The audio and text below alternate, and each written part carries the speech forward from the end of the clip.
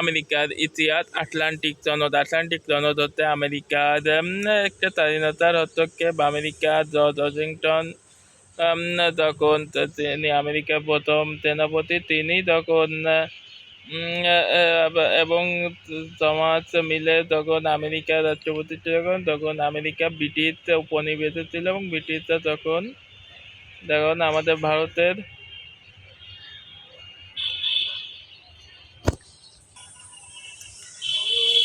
এই ব্রিটিশদের এবং ব্রিটিশরা সেখানে আমেরিকার সাথে হেরে যায় এবং আমেরিকা প্রতিষ্ঠিত হয়।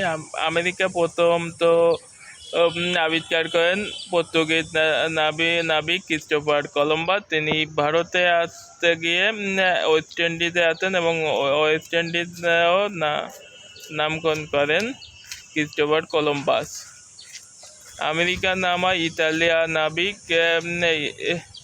আমেরিকো ভেসপুরির নাম অনুসারে। সবাইকে এই ছিল সংক্ষিপ্ত। সবাইকে ধন্যবাদ।